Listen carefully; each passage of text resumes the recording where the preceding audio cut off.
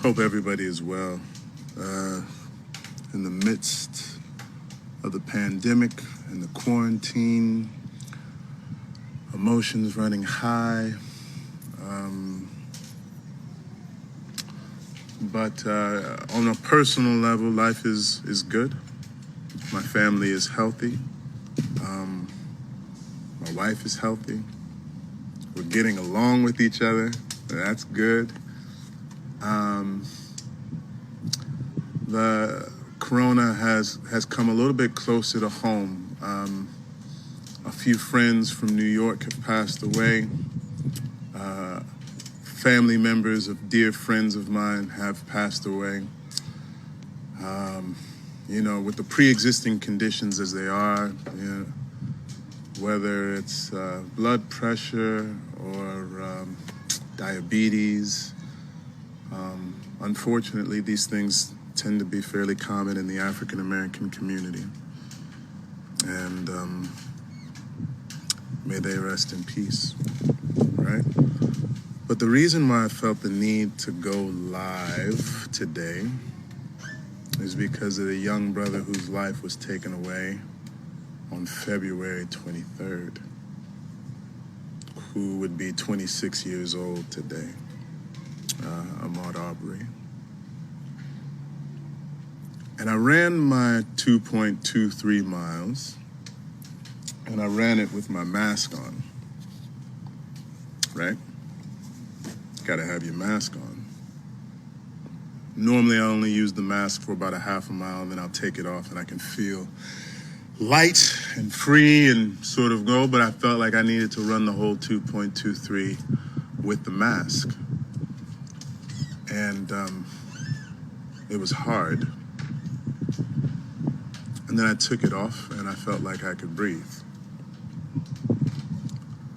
But I feel like on a metaphorical level, I've been running with a mask for a really long time.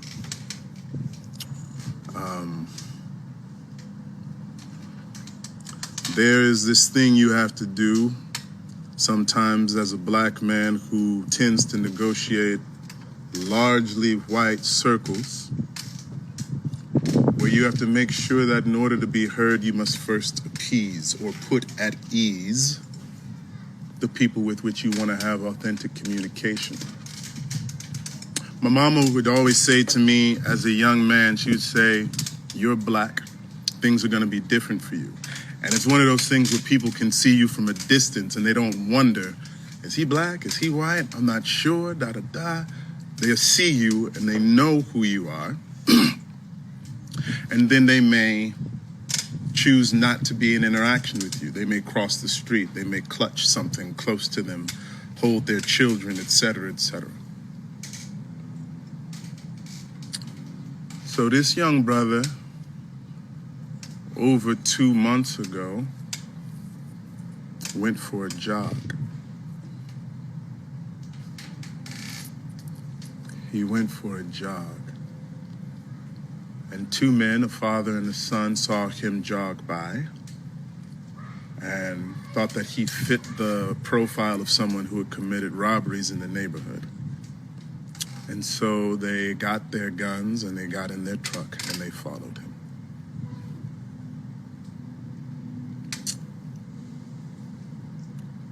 And evidently the first prosecutor said that they were within their rights because that the young brother started the fight. And because he started the fight, they had the right to protect themselves. How can you start a fight when you're going out for a jog, right? How can you start a fight when somebody loads up their weapons and gets in a truck and follows you? I don't get that. Thankfully, this prosecutor recused himself, and there's an arrest. There's an arrest for this father and son, and I think there's an accomplice who is yet to have been arrested, but I think charges are out, right? So the mask, again, right? The mask makes things difficult. And the mask that you wear sometimes as a black man in this country is like, hey, there's nothing to fear here. I'm just like you. You prick me, I bleed, my blood is red just like yours. Let's find the common ground. Let's have fun. If I get too mad, if I get too upset, sometimes people say like, hey, you don't have to be so mad. You don't have to be so angry. What's all that about? What's all this energy? But if they get mad, and they, in this particular instance, I'm talking about white men, it's like, oh, look at how passionate he is. Look at how forceful he's being. But yet, I don the mask. And the mask makes things hard.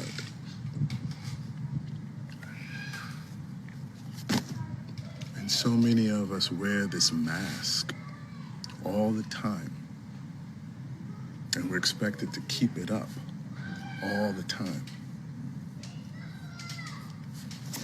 And sometimes you just get tired of wearing the mask.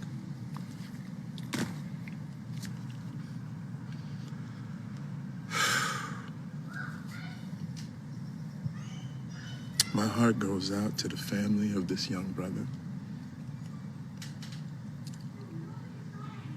I sincerely hope that they receive the justice that they deserve.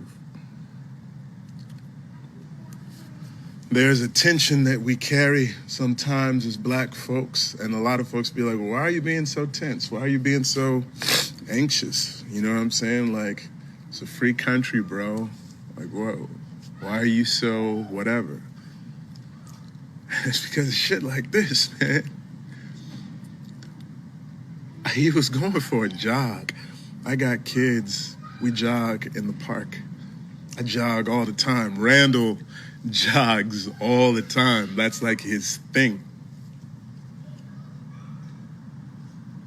And you would think that there would be some activity in which you didn't have to fear for your life, right?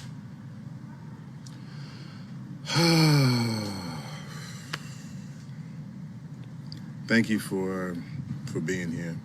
I appreciate you. And I don't want to rant. I'm probably not going to post it. I just wanted to get it off my chest, man. Just wanted to get it off my chest. It reminds me of that Black Lives Matter, All Lives Matter thing where people be like, well, all lives matter. Well, yeah, of course, all lives matter. But you guys who say that negate the fact that this country was founded on an institution of slavery, and also with the ideal that we hold these truths to be self-evident that all men are created equal. So how do you have that ideal and then justify this institution? You deny people their humanity. We were not human, right? We were property. And then Jim Crow came along and we were subjugated property. And then they wanted to give, we wanted suffrage, right? We were like, well, you can get 3/5 of it because you're not fully human. But we'll give you 3/5 of that. And the remnants of the establishment of this country, the institutions on which it was found, are with us today because two white people, a father and son, for at least 2 months have been sitting up in the house thinking that they got away with it.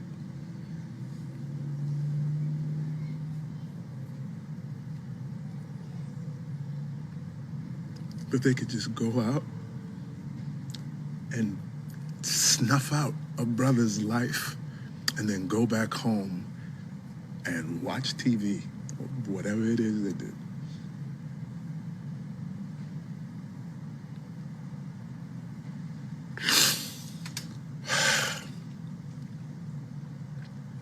Okay, that's it, man. Much love to you all.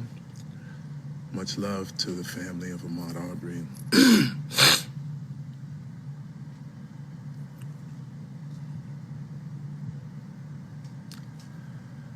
May God be with you.